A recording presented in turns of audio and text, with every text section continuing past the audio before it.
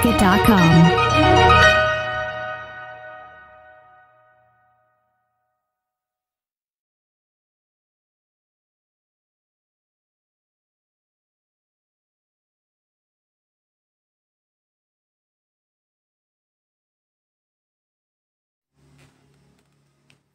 Assalamualaikum warahmatullahi wabarakatuh.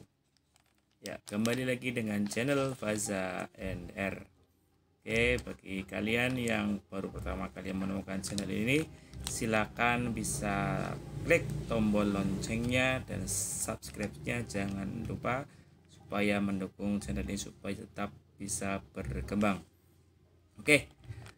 Untuk video kali ini kita akan membahas tentang kisi-kisi PAS yang sebentar lagi akan dilakukan di setiap sekolahan, terutama mata pelajaran IPA, dan ini terkhusus untuk siswa-siswi SMP kelas 8 mata pelajaran IPA yang berdomisili atau yang sekolah di lingkungan Kabupaten Tegal. Hari ini kita bahas tentang kisi-kisi PAS atau penilaian akhir semester untuk mata pelajaran IPA di kelas 8. Oke, tidak usah banyak berbicara, kita langsung saja menuju ke kisi-kisinya. Kelas 8 masih menggunakan kurikulum 13. Jumlah soal yang akan nanti kalian kerjakan ada 35 soal, yaitu 15 pilihan ganda, 5 pilihan ganda kompleks atau lebih dari satu jawaban, kemudian 5 soal menjodohkan, 5 isian singkat, dan 5 uraian panjang. Kita mulai saja dari indikator yang pertama. Disajikan gambar peserta didik dapat menjelaskan mekanisme kerja otot-otot antagonis. Kalau kerja otot antagonis berarti berkaitan dengan lengan. Nih, ini berarti otot bicep dan ini adalah otot tricep. Ketika lengan saya menekuk, maka otot bicepnya kontraksi. Tricepnya, ini tricep yang bawah, tricepnya adalah relaksasi.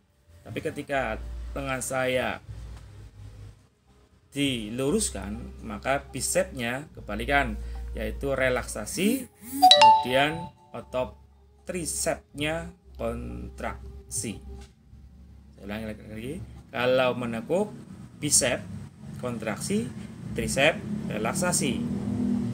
Lurus, tricep kontraksi, bicep relaksasi. Nomor 2. Disajikan gambar peserta didik dapat menjelaskan gerak tropisme. Gerak tropisme itu adalah gerak yang terjadi pada tumbuhan. Ada berbagai macam. Yang pertama, gerak tropisme yaitu gerak fototropisme, gerak karena adanya rangsangan dari luar, yaitu rangsangan berupa cahaya. Kemudian yang kedua, gerak geotropisme, gerak tumbuhan menuju ke gravitasi atau menuju ke tanah. Biasanya ini terjadi pada akar untuk mencari menuju ke sumber air, menuju ke bawah.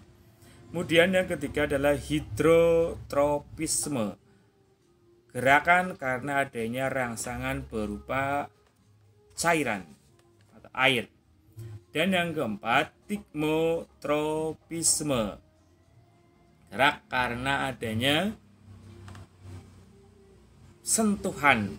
Biasanya ini terjadi pada sulur dari buah mentimun atau kacang panjang, labu, anggur, markisa, dan sebagainya yang membelit.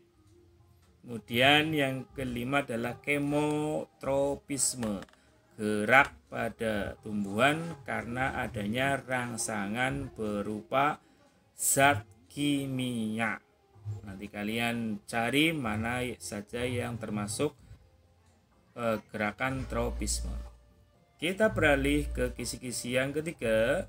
Disajikan pernyataan peserta didik dapat menganalisis resultan dari beberapa gaya. Resultan itu pengertiannya penjumlahan atau penambahan gaya. Kalau arahnya sama berarti dijumlah. Kalau arahnya berlawanan maka resultannya harus dikurangi. Sekali lagi, kalau resultannya arahnya sama maka resultannya ditambah. Kalau arahnya berlawanan maka resultannya harus dikurangi. Yang keempat, disajikan gambar peserta didik dapat menganalisis perbandingan percepatan dua benda jika diketahui gaya dan masanya. Ini berarti berkaitan dengan hukum Newton yang kedua.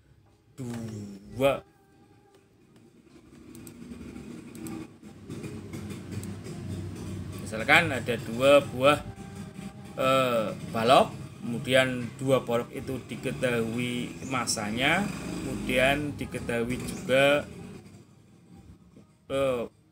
gayanya, maka nanti kalian bisa cari berapa percepatannya.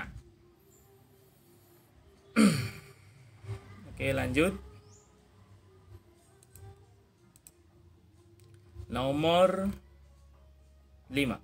Disajikan data, peserta didik dapat menghitung usaha jika diketahui gaya dan perpindahannya. Usaha itu sama dengan F kali S. F-nya adalah gaya, S-nya adalah perpindahan. Jadi gaya dikali dengan perpindahan, itu rumusnya. Nanti tergantung di soal angkanya berapa, tinggal dikalikan. Kemudian yang nomor 6, disajikan beberapa gambar pesawat sederhana. Peserta didik dapat menganalisis keuntungan mekanisnya. Untuk mencari keuntungan mekanis, caranya mudah, yaitu yang besar dibagi yang kecil. Misalkan kalau pada bidang miring, berarti panjang bidang miring dibagi ketinggian. Sedangkan kalau pada tuas, lengan kuasa dibagi lengan beban. Atau kalau secara keseluruhan, beban dibagi gaya, maka ketemu keuntungan mekanisnya. Yang nomor 7, disajikan gambar struktur daun. Peserta didik dapat menjelaskan nama dan fungsi bagian-bagiannya. Kalau daun biasanya yang sering muncul adalah jaringan mesofil atau jaringan palisade, bisa. Kemudian jaringan bunga karang, dan yang terakhir adalah stomata. Kalau mesofil, bunga karang, palisade ini biasanya berperan untuk proses fotosintesis. Kalau palisade itu yang banyak mengandung klorofil.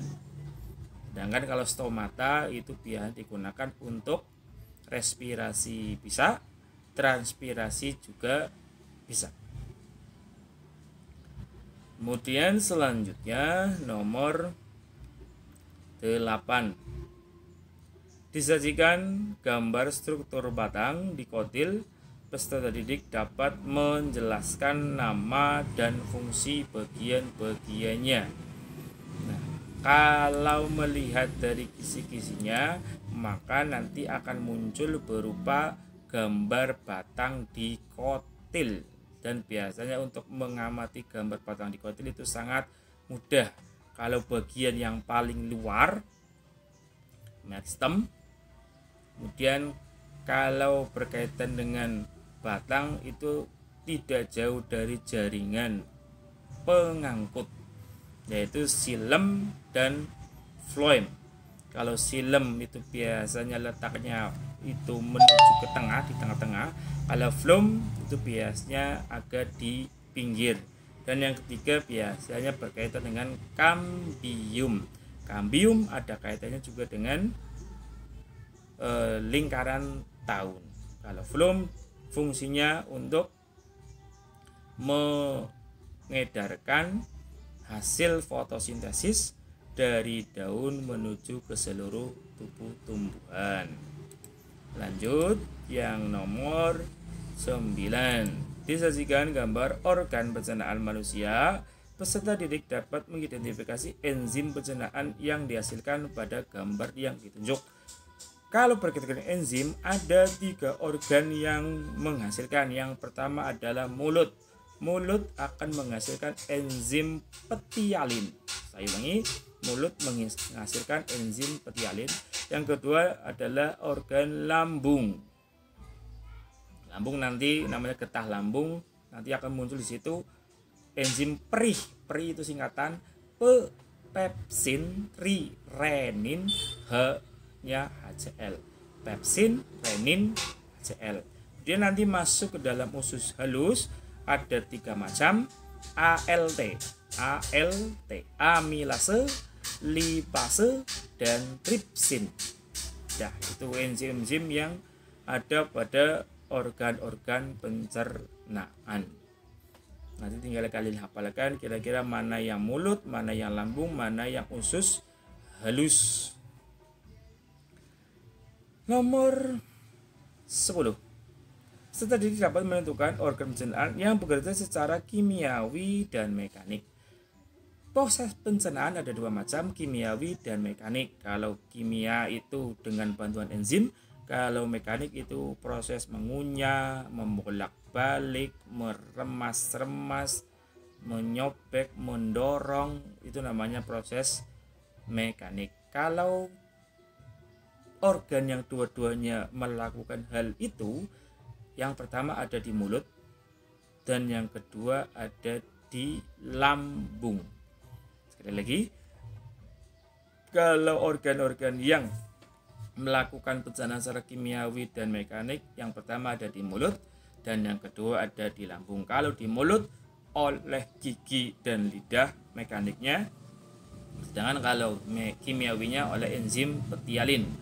Kalau di lambung adalah otot-otot dinding lambung dengan menggunakan gerakan peristaltik, meremas-remas makanan. Sedangkan untuk enzimnya adalah yang tadi saya jelaskan, pepsin, renin, dan HCl. 11. Disajikan contoh peserta didik mengidentifikasi jenis zat aditif pada kemasan permen. Kalau kemasan permen biasanya tidak jauh dari yang namanya pemanis buatan. Salah satu contoh pemanis buatan adalah aspartam. Nah, salah satu contoh pemanis buatan yang biasa digunakan di permen adalah aspartam. Lanjut, nomor 12. Disajikan pernyataan peserta didik dapat menentukan jenis zat psikoaktif. Psikoaktif itu macamnya ada 3 macam: makanan, minuman yang mengandung kafein, nikotin, dan alkohol. Itu zat-zat psikoaktif. Saya ulangi, kalau psikoaktif itu alkohol, nikotin, kafein. Itu zat-zat yang mengandung psikoaktif atau makanan yang mengandung psikoaktif. Selanjutnya nomor 13. Disajikan pernyataan peserta didik dapat memahami penggolongan jenis zat pada parasetamol. Salah satu zat dari parasetamol yang pertama adalah dumin. Dumin itu salah satu contoh dari zat parasetamol. Kemudian yang kedua adalah ekasetol. Nah, yang pertama dumin, yang kedua ekasetol. Nanti ada salmol dan sebagainya, itu juga termasuk jenis dari parasetamol. Atau juga bisa bufadol, trimafol, kemudian pamol, avitamol, kemudian Turpas Tempra itu salah satu jenis-jenis dari paracetamol. Selanjutnya nomor 14 disajikan pernyataan peserta didik dapat mengetahui fungsi komponen darah. Oke, untuk komponen darah. Komponen darah yang pertama adalah plasma darah. Plasma darah itu adalah cairan darah. Nah, salah satu fungsi dari plasma darah yaitu mengatur tekanan osmotik darah, kemudian mengangkut nutrisi makanan dan berperan dalam sistem kekebalan tubuh. Itu plasma darah. Yang kedua, eritrosit, yaitu sel darah merah. Ini biasanya ini untuk mengikat O2 karena di dalamnya ada mengandung hemoglobin. Dan yang ketiga adalah sel darah putih, dan fungsi utamanya sebagai alat pertahanan tubuh. Ya, komponen-komponen. Kemudian ada lagi trombosit atau keping darah yang fungsinya untuk pembekuan darah. Jadi ada 4. Plasma darah itu cairan, eritrosit sel darah merah untuk mengikat O2 dan karbon dioksida serta mengedarkan sari-sari makanan. Kemudian leukosit atau sel darah putih untuk pertahanan. Sedangkan yang keempat adalah trombosit atau keping darah untuk pembekuan darah. Lanjut. 15. Disajikan pernyataan peserta didik dapat memahami urutan sistem peredaran darah besar pada manusia. Konsepnya seperti ini. Jantung itu ada 4 ruangan, bilik kanan, bilik kiri, serambi kanan, serambi kiri. Darah keluar pasti dari bilik. Nah, saya ulangi, darah keluar pasti dari bilik kanan dan bilik kiri. Kalau bilik kanan, peredaran darah kecil. Kalau bilik kiri, peredaran darah besar. Dan masuknya pasti ke serambi dan pasti posisinya berlawanan dari keluarannya. Misalkan, kalau peredaran darah kecil itu keluar dari bilik kanan, nanti darah menuju ke paru-paru, dari paru-paru bertukar antara oksigen dengan karbon dioksida, nanti darah yang banyak mengandung oksigen kembali lagi menuju ke jantung, tetapi masuknya melewati serambi kiri, itu kaya dengan oksigen. Ketika masuk ke dalam serambi kiri, nanti masuk ke bilik kiri, dan nanti keluar dari bilik kiri melakukan proses peredaran darah besar. Nah, dari bilik kiri itu akan dialirkan ke seluruh tubuh. Setelah dialirkan ke seluruh tubuh, nanti kembali lagi ke jantung, masuknya melalui serambi kanan, begitu seterusnya. Jadi bilik kanan, paru-paru, serambi kiri, bilik kiri, seluruh tubuh, serambi kanan. Jadi kalau peredaran darah besar berarti dimulai dari bilik kiri ke seluruh tubuh dan kembali lagi ke serambi kanan. Nomor 16, disajikan grafik peserta didik dapat menganalisis jenis gerak dan percepatan benda. Ini ada kaitannya dengan GLB, GLBB. Gerak lurus beraturan, grafiknya lurus. Grafik, ini saya bicara grafik. Tapi kalau gerak lurus berubah beraturan dipercepat, grafiknya naik. Tapi kalau GLBB diperlambat, gerak lurus berubah peraturan diperlambat, grafiknya turun. Akan berbalik ketika diterapkan dalam kehidupan yang nyata. Ketika ada mobil naik, maka itu gerakan gerak lurus berubah beraturan diperlambat, jalurnya naik, padahal grafiknya turun. Tapi kalau ada mobil turun dari jalan atau nyeluruk, itu gerakannya dipercepat, GLBB dipercepat. Jadi antara grafik dengan kehidupan yang nyata itu kebalikan. Kalau grafik GLB lurus, kenyataannya juga lurus.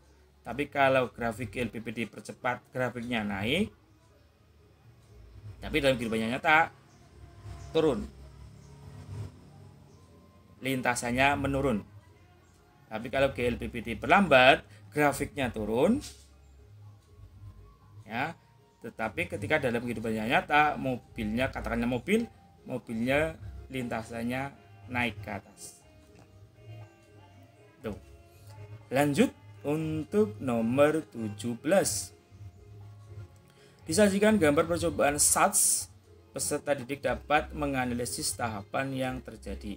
Percobaan SATS ini adalah salah satu percobaan yang digunakan untuk melakukan proses fotosintesis. Biasanya kalau percobaan SATS itu ada daun, ya, daun kemudian dilapisi aluminium foil. Kemudian setelah dilapisi aluminium foil, dijemur di terik matahari. Kemudian nanti diberi atau dimasukkan alkohol yang dibakar dengan api, dan alkohol itu dimasukkan ke dalam air. Nah, kalau berkaitan dengan SATS, maka biasanya tujuannya untuk menutup daun menggunakan aluminium foil. Salah satu tujuannya itu adalah untuk merusak sel-sel daun, dan yang kedua adalah untuk melarutkan klorofil. Jadi kesimpulannya di situ adalah supaya bahwasanya fotosintesis membutuhkan klorofil. Jadi kesimpulan dari percobaan SATS adalah proses fotosintesis membutuhkan klorofil, membutuhkan bantuan dari klorofil. Nomor 18, disajikan pernyataan peserta didik mengidentifikasi, ini adalah pilihan kompleks. Peserta didik dapat mengidentifikasi nutrisi pada makanan, sumber dan fungsinya.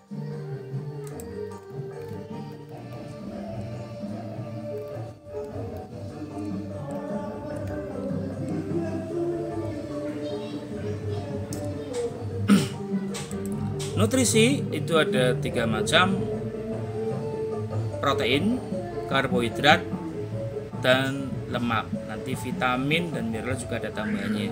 Jadi nanti kira-kira apa saja makanan yang mengandung protein, mengandung karbohidrat, mengandung lemak, mengandung vitamin, dan mengandung mineral harus kalian pahami. Selanjutnya 19, disajikan pernyataan peserta didik dapat mengetahui dampak penggunaan psikotropika. Dampak dari penggunaan psikotropika, salah satu dampaknya adalah orang akan sulit tidur atau terkena insomnia. Mental dan fisiknya juga berpengaruh.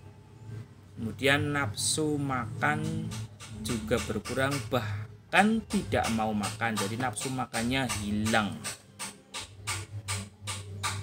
Selanjutnya Nomor 20, disajikan pernyataan peserta didik memahami penyakit yang berkaitan dengan pembuluh darah. Kalau berkaitan dengan pembuluh darah, ini biasanya tersumbatnya pembuluh darah.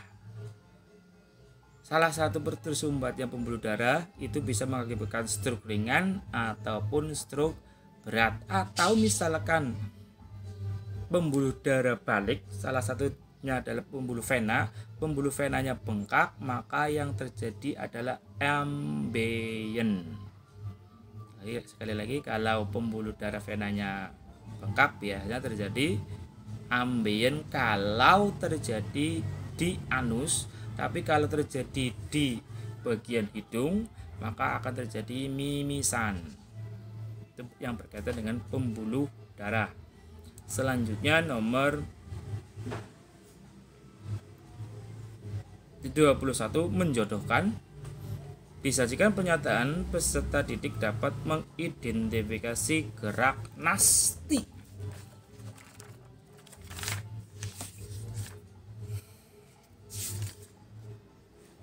Gerak nasti. Yang pertama adalah seismonasti.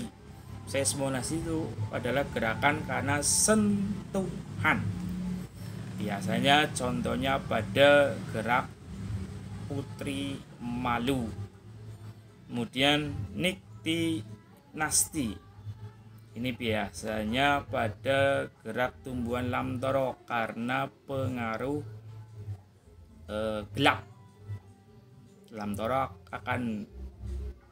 Daun lamtoro akan mengucup ketika malam hari, itu namanya niktinasti. Kemudian fotonasti. Kalau ada kata foto berarti berkaitan dengan rangsangan berupa cahaya. Kemudian ada juga gerak termonasti karena gerakan rangsangan suhu. Menjodohkan nomor 2, disajikan contoh beberapa alat peserta didik dapat mengidentifikasi jenis pesawat sederhana. Tuas, contohnya jungkat-jungkit, gunting, sekop tangan, kemudian bidang miring, pisau, kemudian tangga, skrup, beji, kemudian kalau katrol, pengerek bendera, kemudian kalau gear, salah satu contohnya adalah sepeda. Itu adalah contoh-contoh alat pesawat sederhana. 23, disajikan pernyataan peserta didik dapat menjelaskan bagian tumbuhan yang menginspirasi teknologi panel surya. Kalau ini sudah langsung panel surya, otomatis pasti ada kaitannya dengan daun, pasti itu. Nomor 24, disajikan pernyataan peserta didik dapat mengidentifikasi organ pencernaan untuk penyerapan zat-zat makanan. Penyerapan zat-zat makanan, organ pencernaan. Kalau berkaitan organ pencernaan dan berkaitan dengan penyerapan zat-zat makanan, pasti ada di usus halus. Salah satunya adalah ilium atau usus penyerapan. Lagi, kalau berkaitan dengan organ pencernaan dan penyerapan makanan, pasti di usus halus dan bagian ilium. Lanjut. Nomor 25, masih menjodohkan, disajikan pernyataan peserta didik dapat memahami urutan jalannya proses peredaran darah. Jadi sudah saya jelaskan.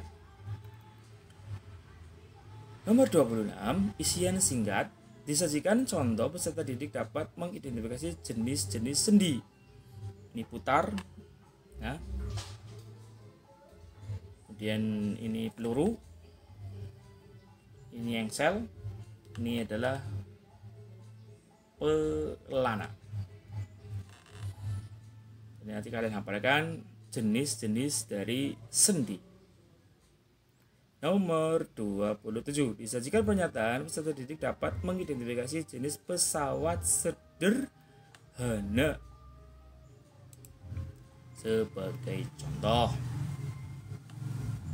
pengertian dari pesawat sederhana. Semua pengertian dari pesawat sederhana adalah alat yang digunakan untuk mempermudah pekerjaan atau usaha manusia. Itu pengertian dari pesawat sederhana.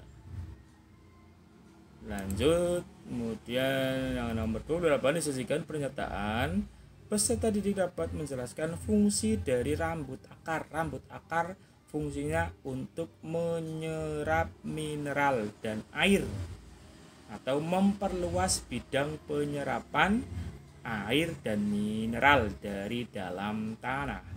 29 masih isian singkat disajikan contoh peserta didik dapat mengidentifikasi jenis pewarna alami. Pewarna alami biasanya berupa kunyit. Nah, kunyit bisa, kemudian gula untuk warna coklat, karamel, kemudian merah biasa untuk cabai dan sebagainya, warna alami. Selanjutnya nomor 30 isian singkat yang terakhir disajikan pernyataan peserta didik dapat mengetahui fungsi enzim lipase. Enzim lipase L berarti ada kaitannya dengan lemak.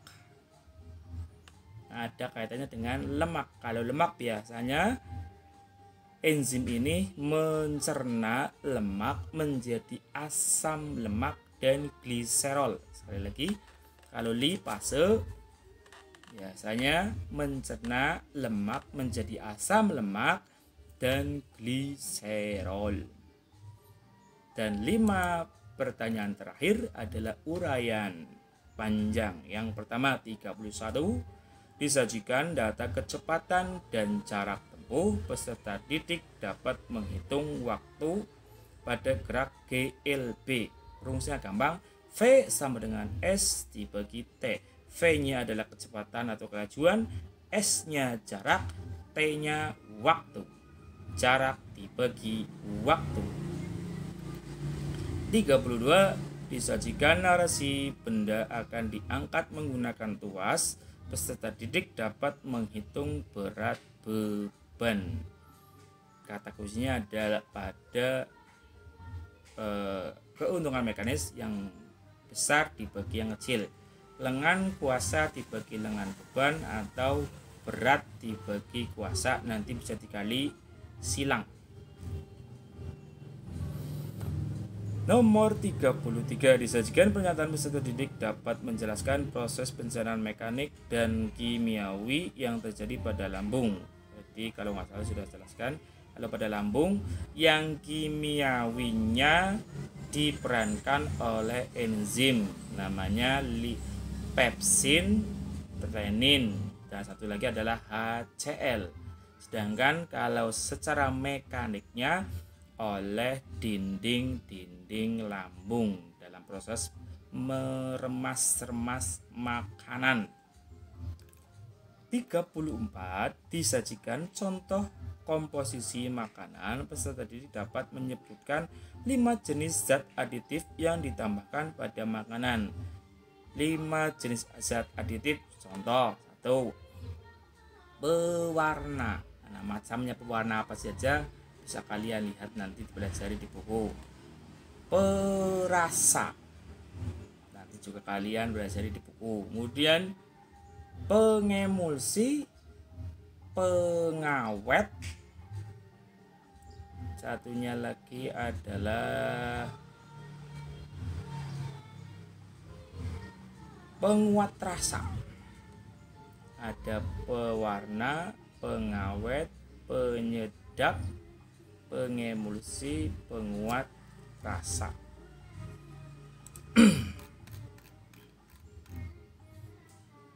Kemudian juga ada pengembang. Ya, nanti bisa kalian pelajari di buku kalian masing-masing. Selanjutnya nomor 35. Nomor terakhir. Disajikan pernyataan peserta didik dapat menganalisis hasil pengukuran tekanan darah dan kelainan tekanan darah. Kalau tekanan darah tidak mungkin jauh dari hipertensi dan tekanan darah rendah, hipertensi. Kalau tekanan normal biasanya 80 per 120 mm Hg. Dan ada kaitannya dengan tekanan sistol dan diastol. Sistol adalah ketika jantung berelaksasi atau ketika darah masuk menuju ke jantung.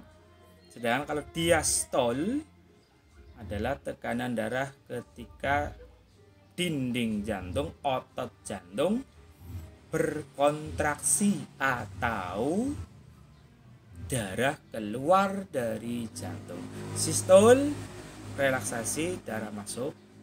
Diastol darah keluar, jantungnya kontraksi. Dan misalkan 80 per 120, 80-nya sistol dan 120-nya adalah diastol. Oke, itu adalah 35 soal untuk kisi-kisi mata pelajaran IPA, terutama kelas 8 dan lebih khusus lagi untuk sekolah SMP, tingkatan SMP se-Kabupaten Tegal. Mudah-mudahan dengan pembahasan video ini bisa bermanfaat buat kalian. Jangan lupa belajar untuk menghadapi tes ini supaya nilainya menjadi baik, bahkan melebihi dari KKM. Mudah-mudahan yang menonton video ini, terutama yang kelas 8, dan menyimak dengan baik, saya doakan bisa mengerjakan dengan baik, dengan benar, dengan tepat, sehingga nilainya juga menjadi maksimal. Kurang lebihnya mohon maaf. Saya akhiri. Wassalamualaikum warahmatullahi wabarakatuh.